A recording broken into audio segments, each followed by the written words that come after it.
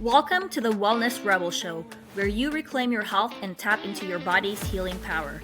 I'm your host, Fatima, here to empower you with the knowledge and tools to take charge of your well-being. Whether you want to boost energy, improve mindset, or unlock vitality, this is your go-to source for practical advice and inspiration. It's time to step into your power and live a life of health and freedom. Welcome to the revolution. Today, I have Tatiana with me, and she's gonna talk all about somatic experiencing. Hey, Tatiana. Hey Fatima, I'm so excited to be here. Thank you so much for having me as a guest. Of course. All right, so why don't you go ahead and introduce yourself? Tell us a little bit about your background and why you got into somatic experiencing. Sure. So I'm Tatiana. I am a first gen Latina. I am a trauma and somatic therapist, as well as a somatic experiencing practitioner and holistic coach. And I really specialize in helping women heal trauma and heal their nervous systems through a holistic lens. And again, like this method called somatic experiencing. So, somatic experiencing is a method where you don't need to talk about your trauma or even remember your trauma in order to heal from it. So that's the beauty of somatic experiencing. And that's why I want the whole world to know about somatic experiencing, because it is truly life changing. So I got into the world of mental health. I became a therapist because I myself have been in a state of survival mode for really my entire life. I've experienced trauma, and I got into the world of psychology because I really wanted to help other people never feel the way that I felt growing up. And then after I studied psychology and human development and family studies in college, I knew that I wanted to become a therapist. So then I ended up getting my master's degree in mental health counseling. At this point, I was still living in a chronic state of survival mode. I was always on the go, always feeling anxious and couldn't slow down. I would constantly dissociate. And so then I graduated with my master's degree. I ended up going into community mental health. And again, I was living in survival mode. So I always needed this constant stimulation. I needed Yeah, to work with the highest and risk it seems clients. like a lot And of it was really women, difficult even because it just really humans kept in me general in this these state days, of are survival. so stressed out and always stuck in survival mode, right? So I really think that what you're doing, like this whole like somatic experiencing, is such a wonderful tool to help regulate the nervous system, because I myself experienced it with her. At first I thought we were going to be doing like somatic movement and stuff. I'm like, should I wear my workout clothes? But it's totally different. It's not even that. It's like, if you know how sometimes we kind of pull back from some um modalities of healing because we feel like, oh, I'm going to be self-conscious if I'm going to be dancing in front of someone, right? And or I was going to ask you if I could, I'm like, can I turn off the camera?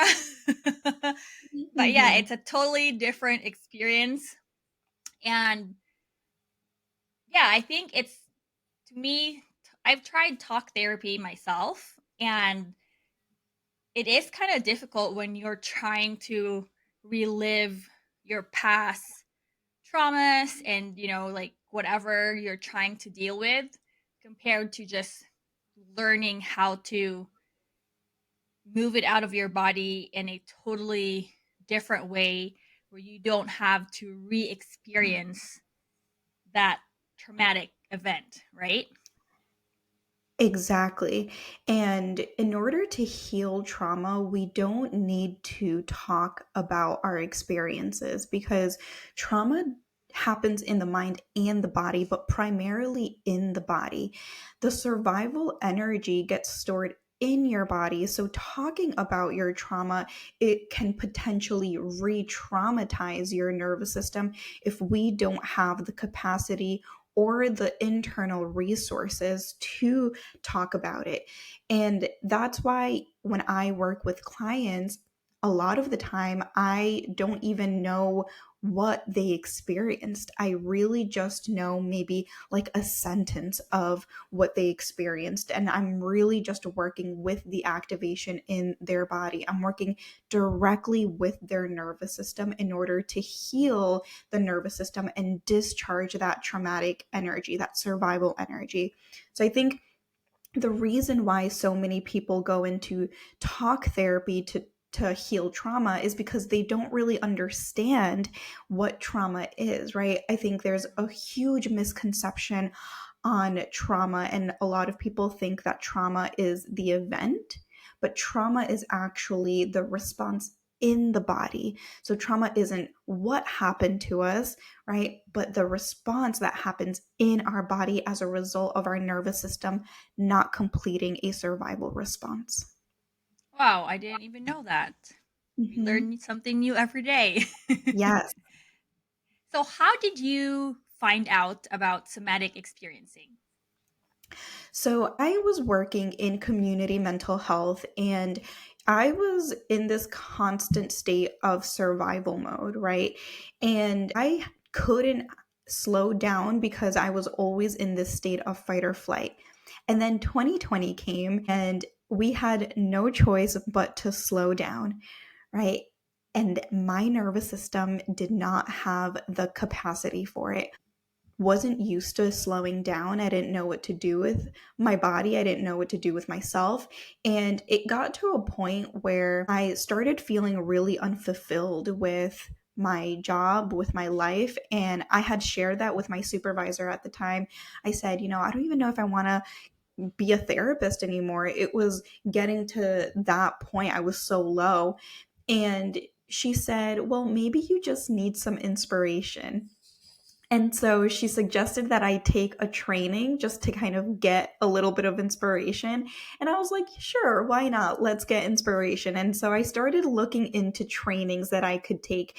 And I came across somatic experiencing because I knew that I wanted to do something mind body related. I became a certified meditation instructor just a little bit before this happened. So I knew that I wanted to do something connected to the body. So I came across somatic experiencing. I didn't really know what it was. I had never heard of this before. It's a 3-year commitment. It's actually a little bit more than 3 years. And I was like, you know what? Let's do it. Sign me up. I applied to be a student. I was accepted. And then after my first training, I was mind blown. I was like, I can't believe I never knew about this. That's when I started to notice shifts in my body, in my nervous system. And so, like I said, I had been living in survival mode really my entire life. I've experienced so many traumatic experiences that really led to me dissociating all the time, feeling anxious all of the time, having these trauma responses all of the time. And I really thought this was going to be the rest of my life. But when I started somatic experiencing, I realized that things could actually shift. I realized that this didn't have to be me for the rest of my life, right? There was a light at the end of the tunnel. And now that I'm on the other side of healing, now that I'm not living in this constant state of fight or flight or freeze, like I said earlier, I just want the entire world to know about it. It was completely life changing for me and for the women that I work with every day. Amazing. All right. So, what are the signs that someone would need somatic experiencing? Great question. So, the number one sign that you need somatic experiencing is that you're all talked out. So I work with women who are all talked out, who have been in therapy for years, and yet they're still living in survival mode, and yet they still feel like something is missing. So if you've been in talk therapy for years, if you feel like you've tried all of the healing modalities, if you feel like you've done EMDR, IFS, breath work, meditation, sound healing, right? The list can go on, and you're still like, I don't feel healed. I feel like something's missing. Then you need somatic experiencing. Because, like I said, we're working directly with the nervous system, and a lot of healing modalities are only working with one part of the nervous system. So, the nervous system, I'll do like a little nervous system 101 here. So, the nervous system is responsible for all of our internal organs: our brain, our heart, our liver, our lungs, our kidneys, our stomach, our intestines, our bladder, right? And so a lot of these healing modalities are only working with the brain. That is just one internal organ. Whereas with somatic experiencing, we're not just working with the brain, we are accessing all of those internal organs. So we are really healing all parts of your nervous system. That's why a lot of these healing modalities can only take you so far, because you're not addressing the entire nervous system, which is actually where the trauma is stored. That is very fascinating. Now I see why you love it. So what's the difference? What's the difference? You know how like now it's all like there's somatic breathing, somatic movement and all these things. So I know they're different, but why do you think that those modalities came up, and are they really helpful, or are they also just like working on like one part of the nervous system? So they are absolutely helpful. I definitely don't want to dismiss these modalities because they are 1000% helpful. And are they going to heal you? No, they're probably not going to heal you, but they are going to help you. They're going to support your body and support your nervous system. But let's go back to what the word somatic actually means. The Okay. word somatic just means in relation to the body. So, somatic yoga doesn't exist because yoga, without putting the word somatic in front of it, is already connected to the body. You're already working with your body. So it's already a somatic practice without putting the word somatic in front of it. Breath work, there's no such thing as somatic breath work, because when you're using your breath, you're already connected to your body. So again, the word somatic just means in relation to the body. So I think that because the word somatic healing or the word somatic healing are very trendy right now, it's really used for marketing purposes. So somatic practices and somatic tools are very different than somatic experiencing. Sometimes I wish that somatic experiencing had a different name because it gets lost in all of the noise, truly, because somatic experiencing is a method that you need to be trained in.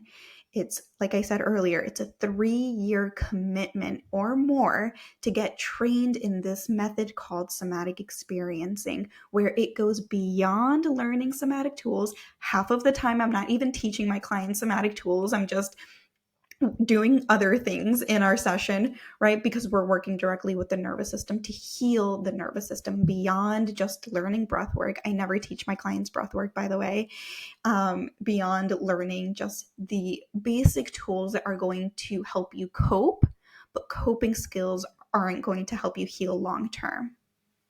All right, yeah. So those are just coping tools. And so when someone works with you, do they how long do they usually feel a shift, or like that, like, oh, finally feel like I'm out of fight or flight or something like that? Is there Yeah, like a so common time frame?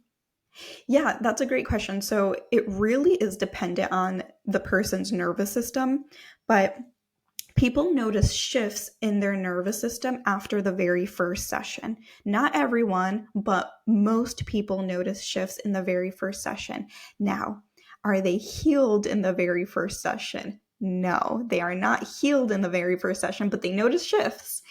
Yeah. And typically, if someone has more capacity, I typically only see clients between, let's see, I want to say like 10 to 25 sessions. Okay. That's typically the average. And again, everyone's nervous system is so different. So, does that mean it's only going to take 10 to 25 sessions for every person? Absolutely not. So, again, we have to just kind of go with what the nervous system has capacity for. And again, it's dependent on everybody's nervous system. Yeah, of course. Healing is not linear, right? It's all like all over the place. Yes, And everyone has like different experiences throughout their lives and the amount of stress that they dealt with and that they're dealing with. So exactly. it's never overnight, basically. Nope. Nope. Exactly. Amazon Prime ruined it all for us, you know. Totally. No, I feel like right in this day, I think people want quick results. And the Yeah. reality is that we can't rush the nervous system. The nervous system will get out of survival mode when it's ready because the nervous system has more wisdom than our minds, right? And we can't force our nervous system to do anything. That's why, I don't know if you've seen this on social media, like those reels where people are like shaking to release trauma. I absolutely hate those videos because the truth, you can't do that. You can't force your body to release trauma. That's just not how the nervous system works. That's not how trauma works. And it's really important that people understand how the nervous system actually works so that you can really understand how healing works, how healing the nervous Yeah. system works. And so these shaking videos are going to maybe support the body, support the nervous system, but you are not discharging trauma because I guarantee you that that is not how healing trauma works. Yeah. So it's basically just still another coping tool, kind of like you're trying to move out that emotion out of your body because you don't want it to get stuck inside and causing all kinds of havoc, right? But yeah, it doesn't heal you. Right. So what are signs of a nervous that the nervous system is dysregulated? Yeah, good question. So let's talk about our survival states: fight, flight, freeze. So, actually, let's rewind. Before I get into our survival states: fight, flight, freeze, let's really understand what regulation and dysregulation mean. So, regulating the nervous system doesn't mean calming the nervous system. Okay. Regulating the nervous system actually means having a flexible nervous system. So, dysregulation means that the nervous system goes into a state of fight or flight and then it gets stuck there. And then instead of coming down to a parasympathetic state, it actually goes into a freeze state. So, a dysregulated nervous system goes into fight or flight, freeze, fight or flight, freeze. A regulated nervous system goes into fight or flight and then it can come back down. It goes into fight or flight and then come back down, right? And it has Yeah. flexibility and flow. And I think, again, with all of the noise of nervous system healing and somatic healing, we're not really understanding what regulation truly means. And people think regulating the nervous system just means calming the nervous system. So I want to clarify that. Now that you understand what regulation and dysregulation mean, right? Let's talk about the survival states. Our fight state shows up as defensiveness, stubbornness, resistance, anger, frustration, defensiveness, road rage, right? And having a hard time coming out of that state. So if you're constantly in the state of irritability, constantly in the state of anger, or you get angered very easily, right? That's a good indicator that you're in a state of fight. Also, if you have muscle tension throughout the body, if you're noticing that you're always making fists or you feel like punching something or kicking something, right? If it shows up in your body, even if you don't act on it, those are still signs that you're in a state of fight. The flight state is where anxiety lives, racing thoughts, over worrying, thinking about the future, inability to be present, inability to slow down. If you're a workaholic or you tend to avoid things, all of that lives in the state of flight. And then in the body, it shows up as racing heartbeat, high blood pressure, feeling the need to run or escape, right? Hypervigilance, all of that is flight state. The freeze state is where dissociation lives, zoning out, burnout, depression, feeling stuck. When we know things logically, but we can't take action, like, I don't know if you've ever had conversations with people and they're like, I know exactly what to do. I know what I need to do. I just can't get myself to do it. That Yeah. is the freeze state because you know what to do, but you can't take action, right? Feeling physically numb or emotionally numb, right? Low self esteem, all of that lives in the freeze state. How about fawn? Is it kind of the same as freeze or? Yeah, good question. I typically only tend to talk about fight, flight, and freeze because those are our physiological responses.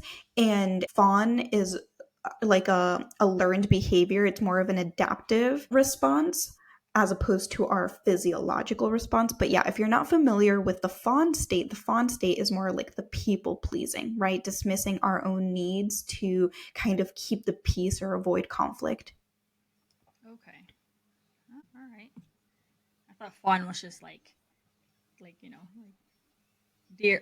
What did they say when like Oh, the deer in the headlights, like headlights. deer and headlights? Yeah. Yeah, yeah, Like, "Oh, yeah. I don't know what to do. I'm right here." Yeah, and when we think about it in that way, But that's I guess I was also the mistaken. freeze. Yeah, yeah, okay. That is so good to know because obviously we interact with all kinds of different people and we can't just easily like judge them. I've already passed that, right? I don't judge people anymore. But like we don't judge them on how they're acting because they might just be stuck in fight, flight, or freeze, right? 1000%. Yeah, and I think that once you understand your nervous system or just nervous systems in general, you can start to understand other people a little bit more because you can just kind of see like, oh, they're in a fight state, oh, they're in a flight state, oh, they're in a freeze state, right? Like you can just kind of understand and it helps you have a little bit more empathy, right? Yeah, Because yeah. you get that it's not something that you can choose, right? You can't control the nervous system. So how about like how there's also people some maybe practitioners that are like say how like the like be careful what you say because your cells are listening to you. Does that also involve like not involve? Does that also like include the nervous system? Like if you're even though let's say you're like calm and stuff, but then all of a sudden something comes up in your brain but you didn't say it out loud, will that activate something in your nervous system and then Yeah, potentially get you stuck or something like that? that's a really great question. So, our thoughts are a direct reflection of the state of our nervous system. So, if we have negative thoughts about ourselves, that's a good indicator that our nervous system is in one of these survival states, right? If you're having like scared thoughts, anxious thoughts, that's the flight state. If you're having negative self talk, like you're being really mean to yourself, it really depends. Like, let's say you're judging yourself, that's the fight state. But let's say that you're having thoughts of like, I'm worthless, I can't do this. That's the freeze state. So every thought is a reflection of the state of your nervous system.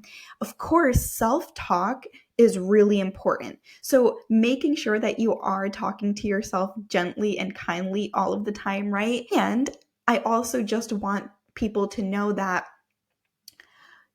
reframing your thoughts is only going to help you in the short term, right? It's not going to help you in the long term. So when people say mindset is everything, actually, nervous system healing is everything because your mindset is actually just a reflection of your nervous system. So if you heal your nervous system, you won't have these constant negative thoughts about yourself. Yeah. So people who are focusing on the mindset first is actually doing it backwards. Exactly. You can only think positive, like, like every single day, write it all down, and then even if like you do all that and you're like, why isn't it working? It's because your nervous system is still dysregulated. Yes, Hmm. exactly, exactly. So, right, like we are bottom up beings. We're not top down beings. So, top down meaning mindset is everything, bottom up meaning your body is everything, right? Like we Yeah. feel things in our body way before it even reaches our mind, right? So, it's not that we think something first and then we feel it first and then we think it, but it happens Yeah. so quickly. So we think that it's our mind. Right. Yeah. Yeah. Makes sense. All right. Start with your nervous system first, people. All Say that right. So again. I said, start with your nervous system first, people. Yes, start with your nervous system. I know we can only think positive, like, like all we want. It's kind of just like you can't out supplement unhealthy diet. Exactly. Exactly. That's exactly right. Right. You can't think your way through healing. You can't think your way Yeah. through trauma or, right? You can't think your way through healing your nervous system, right? Yeah. Yeah. But definitely still like having that positive mindset wouldn't that kind of help set the stage. It will set the stage for healing because when you're trying to heal and then you still keep thinking that your body's broken, you're really going to get nowhere either. So it works hand in hand, but you have to address the nervous system while you're also fixing your mindset, right? Absolutely. But I think also, right, like we can only have the capacity to think that way if we have the capacity in our nervous systems, right? So it goes back to the nervous system. Like if Yeah, we yeah, are victimizing or shaming ourselves, or that's not a choice. That's yeah, actually because your nervous system doesn't have the capacity in your nervous, right? Like in your body. You don't have that capacity. That's why you're having these negative thoughts, right? That's why you continue to shame yourself. So I work with people who are skeptical all the time. I work with people who think they are broken. And I work with people who feel like they're never going to get better. And guess what? They do, because they come see me and we work directly with the nervous system and we build that capacity so that we're not even working with their thoughts. We're not even working with their mind. Their mindset shifts naturally because of the work that we're doing in their body. nice. Okay. How does trauma impact the nervous system? Great question. So, like I said earlier, trauma is not in the event. Trauma is what happens in your body. It's that survival energy. So, when your nervous system can't complete a survival response, fight, flight, or freeze, then that survival energy gets stored in the body. So, that survival energy is the trauma. And when the nervous system stays in survival mode for a long time, it starts to manifest into physical symptoms, right? Because the body only communicates through physical sensation. The nervous system's primary language is physical sensation. So, in order to heal the nervous system, we need to connect with physical sensation. We need to connect with the body.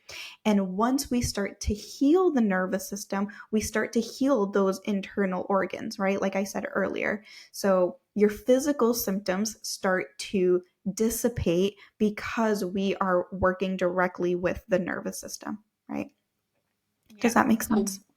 once the nervous system actually gets regulated, that that that kind of like falls, like, like domino effect to like, oh, your joints will feel better. You're gonna not be like tight and achy and Mm-hmm. all these things, right? So is there um you know how in Chinese medicine where they're like, oh, if you're so angry, there's something wrong with your liver or your liver is struggling. It's over here. So is it kind of the same thing with the nervous system? Like, oh, if I'm always having back pain, does it kind of correlate to like something somewhere in the nervous system, or is that just kind of like generally your nervous system's just dysregulated? Yeah, so everything is connected to the nervous system, right? Because so your nervous system is responsible for sensation. So when you're experiencing back pain, that's a good indicator that your nervous system is activated, right? But when I think about healing the nervous system and healing trauma, it really needs to be a holistic approach, right? So the trauma piece, the emotional piece is such a significant piece to healing your nervous system. And it's also your daily habits. It's also so the food that you eat, right? The people that you spend time with, your environment, all of that is going to impact your nervous system, right? So that back pain, yes, it is connected to your nervous system, but it's taking a look at what is dysregulating your nervous system, right? Yeah. Is it trauma, and is it the food that you're eating, and is it that you're not getting enough movement in, and is it, right, like the list can go on. Maybe you're not getting enough sleep, right? All the things, because your nervous system is, so everything in your life is either supporting your nervous system or dysregulating your nervous system. So for example, if we're not getting enough nutrients in our bodies, that's dysregulating the nervous system because that's not creating the safety in your body, right? When we get our nutrients in our body, that creates more safety in the body. So again, it goes back to how much safety does the body have? How much capacity does the body have? And taking a look at all the things in our lives that are contributing to nervous system dysregulation or contributing to healing. Yeah. So how what's like the worst, I don't like saying it, the worst case you've ever seen where like how like do you ever kind of know your nervous system is this much dysregulated? Are there like different levels of dysregulation that you can Totally. I mean, tell?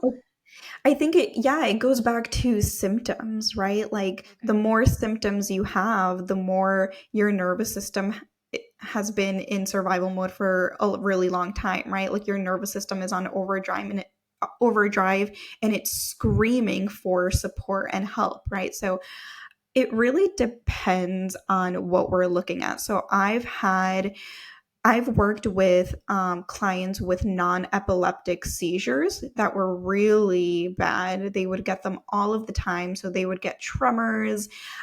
They went to see, they had a bunch of doctors, a bunch of testing done. Nobody could really figure out what it was, but it came down to non epileptic seizures, or, you know, seizures that really stem from stress.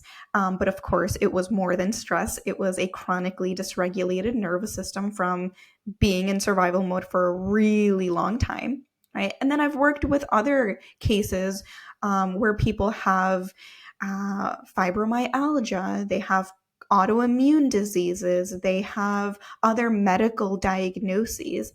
And then I have other people who have dissociation or dissociative disorders, right? So it really depends on like what your definition of worse is, right? But like I've worked with really, Yeah. I've worked with all nervous systems that are dysregulated at different levels. So I think a good indicator that your nervous system needs support is if you wake up with a new symptom or pain every single day or every week or every month. If there's something new and you're always at the doctor, you're always experiencing something new in your body, it's a good indicator that your nervous system has been in survival mode for a really long time. Okay. How about with kids? I know you work primarily with women. Have you ever worked with kids, or are there practitioners that works with kids? And how, like, I'm sure that probably some of their traumas stem from maybe a traumatic birth or something like that, right? Or a traumatic childhood. But how does it look like when working with kids? Yeah, so somatic experience. So I don't work with kids, but there definitely are somatic experiencing practitioners who work with kids. And of course, working with kids, it's going to look really different than working with adults. So a somatic experiencing session is going to look completely different. But with kids, it really is just teaching them those somatic tools. So it is kind of like the shaking and the VU sounds and different kinds of ways to support their nervous systems as opposed to more like a formal somatic experiencing session where you're sitting down and tracking your body and nervous system, right? Because kids don't have that attention span Yeah. and focus. So it is going to be a little bit more movement, maybe, and teaching them different somatic tools. Okay, that makes sense. I don't know if I asked you this. What does it mean to have a dysregulated nervous system?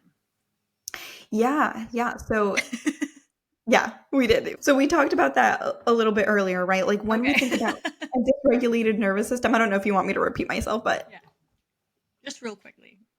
yeah, so a dysregulated nervous system is when we go into this state of fight or flight and then we come back down into a free state as opposed to having that flexibility and flow. We don't have with the nervous system can't come back down to a parasympathetic state. It's really just going from survival state to survival state. Fight or flight, freeze. Fight or flight, Yeah. freeze. And so when does this usually happen? Like, is there kind of like a timeline? Like, okay, you've been stuck in fight or flight for so long. Now we're gonna go to freeze, or how does it happen? Like that. How do we get to that state of dysregulated nervous system? Yeah. So if you're in a state of fight or flight, you're already in a dysregulated, right? Like if you're in fight or flight and you can't come back down naturally, right? Then you're already in a you already have a dysregulated nervous system. So when the nervous system is in a state of sympathetic activation, fight or flight for a long period of time, it's always going to come to a state of freeze. This Okay. is where burnout lives. So, your nervous system is not meant to be in a state of fight or flight for a long period of time. So, it's going to get burnt out, right? And when we get burnt out, we do not have the energy for anything. That's where chronic fatigue lives, exhaustion, all in the freeze state. And everyone's nervous system, again, has different capacity levels. So, just know when we're in the state of activation fight or flight for a long period of time or for longer than what your nervous system has capacity for, it's always going to resort to freeze. So if you're in freeze, we know that your nervous system has been on overdrive. Okay. So let's say I got into a fight with somebody, right? So that's kind of like, oh, I'm in stress, right? Fight or flight. Mhm. And then once it's over, if so is it if my nervous system is regulated, it will just like go away by itself, or do I have to use certain tools to like help me get out of that like state of anger and state of like fast heartbeat because you're so mad and all that stuff? Yeah, that's a great question. So that's exactly right, right? If you have a fight with someone, right, and you're feeling so angry, and then after the fight is over, you come back down to a parasympathetic state, that's a good indicator that you have a flexible nervous system. So that's a good indicator that your nervous system has the capacity to go up and down, right? Regulation. But let's say you have a fight with someone and you're in the state of fight and then you stay angry for hours and then Okay. maybe you hold a grudge and then maybe the next day you're like I'm still really upset and then you know what, a month later you think back to that event and you're like I'm still so angry, right? That's a good indicator that your nervous system didn't have the flexibility to come back down and let it go, right? You're Okay. in this dysregulated state. Now let's say that you stay angry for hours, and then after feeling so angry, you feel numb. You feel nothing. You feel exhausted. You feel like I can't even function anymore. Now your body went into a state of freeze. So it's going to be different for everyone's nervous system. You're either going to stay angry for a long period of time and stay in this fight or flight sympathetic activation for a long period of time, or you're going to feel that anger and then you're going to go into freeze. Or if you have a regulated nervous system, you're going to be able to feel that anger and then come back down. Okay.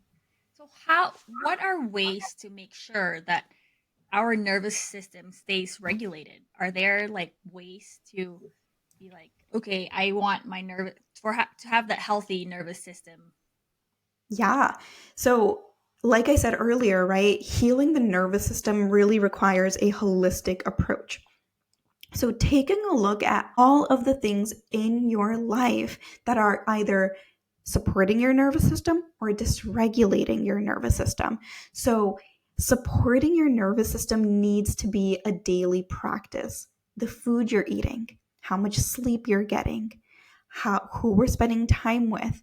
Are we slowing down? Are we getting movement in? And I know that this sounds like a lot, but less is always better, right?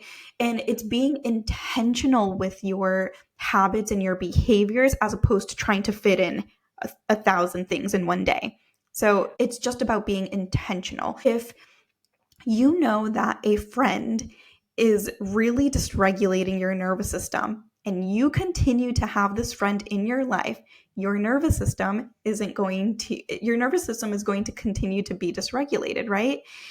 If Yeah. you go to therapy and you do all the therapy in the world and then you still eat like crap and you're not getting less than 8 hours of sleep, your nervous system is still going to be dysregulated, right? It's looking at all the things that are dysregulating you and supporting you. So being intentional about your behaviors. Yeah. That's great tips right there. Cuz yeah, like excuse me. A lot of times people get so caught up or like they get so consumed with like, oh, I'm gonna do all the things, and then when they're trying to do all the things, then they're just causing stress on themselves, right? It's like just pick one and then add on like maybe the next week or the next day. Like do what you can when you can, right? Not put pressure on Totally. yourself. Exactly, right? Like I always say, therapy is great for you, going to acupuncture is great for you, getting a massage is great for you. However, if you go to therapy and then after therapy, you go to your acupuncture session, and then after acupuncture, you go get a massage, and then after your massage, you do something, right? Like that is not healthy for your nervous system because you're just contributing to that cycle of fight or flight. If you're Yeah. always on the go and you have a packed to do list, right? If you're doing one thing after the other all the time, every day, you are just contributing to that cycle of fight or flight. So it's going to therapy, getting a massage, getting acupuncture, but not all at once. Spread them out so your body has time to rest, and again, less is more. Your body really heals through slowness, right? Yeah. Yeah. Slowing down. I think that's one important thing to remember because nowadays everyone's just go go go.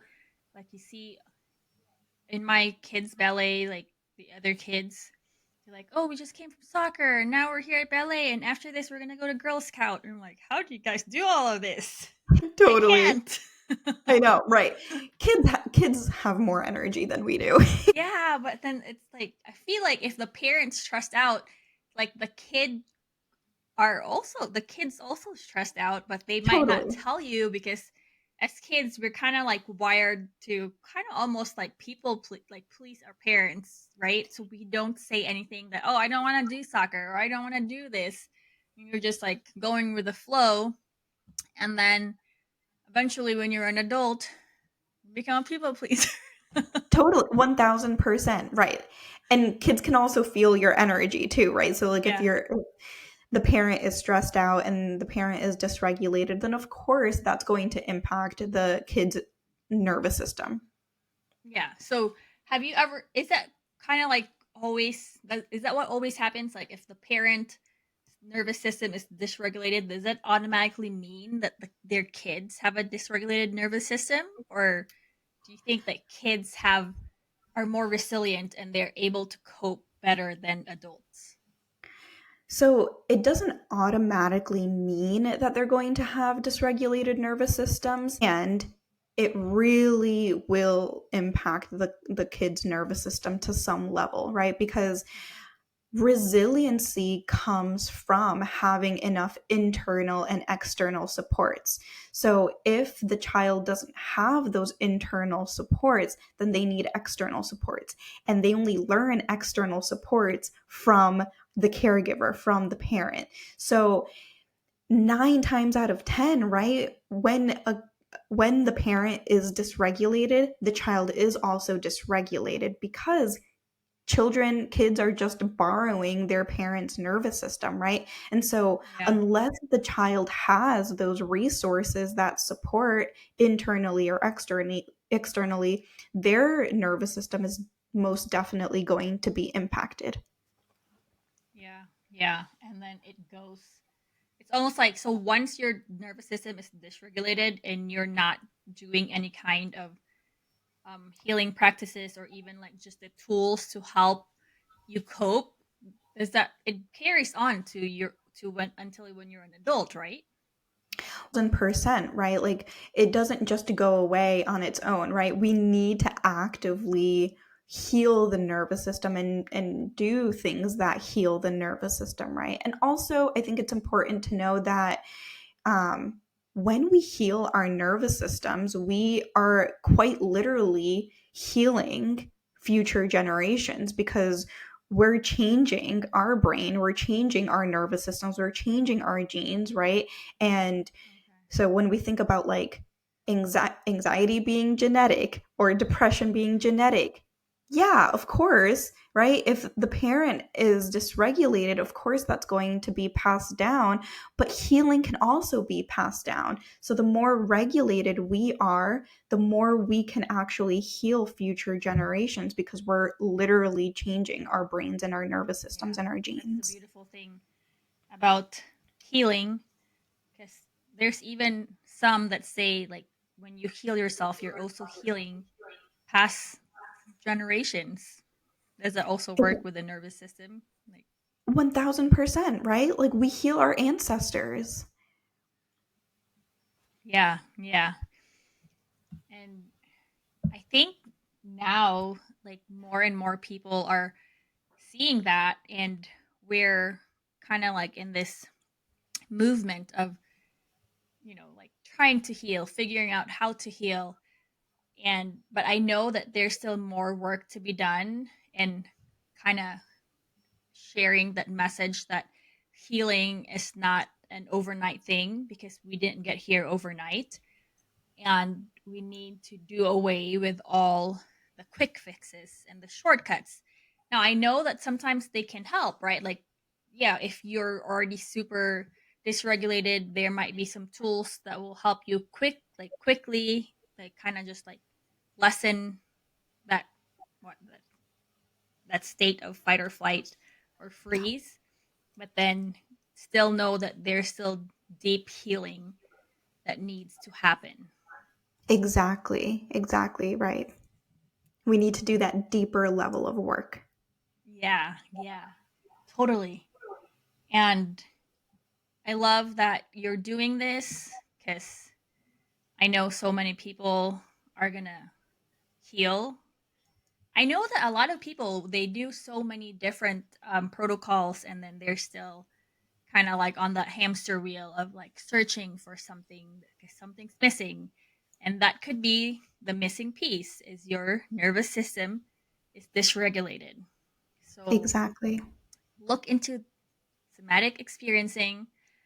We're gonna. Do you have a freebie that you're gonna share with the listeners? Right. Yes. Yeah. So I have two freebies. I have my first one is my free community.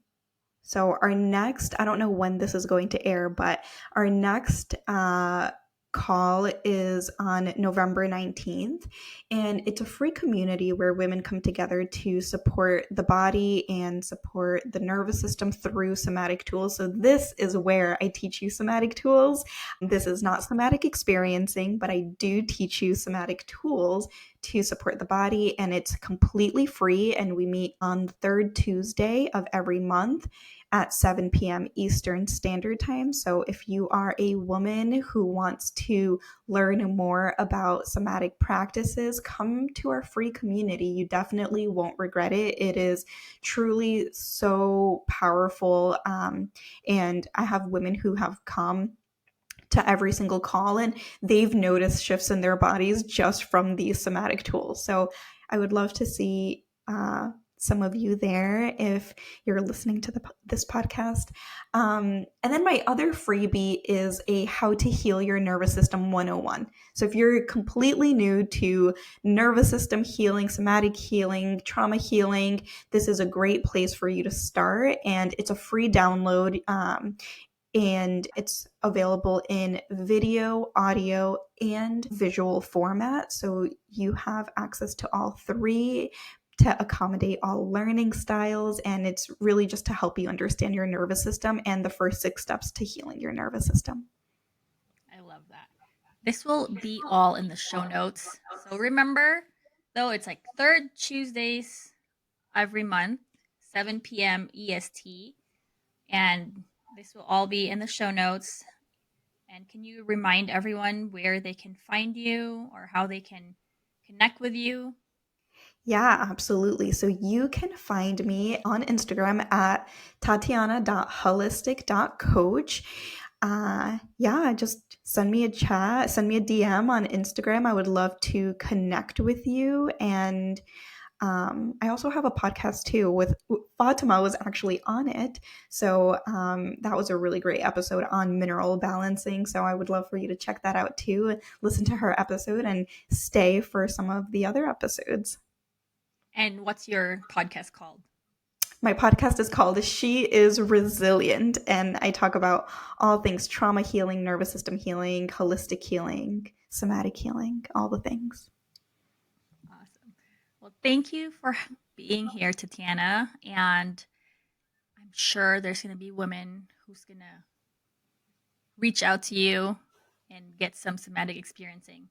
It's really amazing. I tried it myself. I know I need to do more, but I'm going to do more. But yeah, it's amazing. It's really a different kind of experience.